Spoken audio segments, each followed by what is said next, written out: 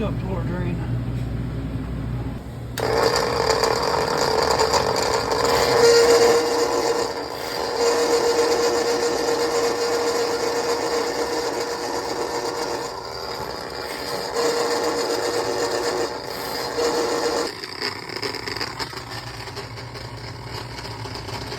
Go down now. We're going to switch.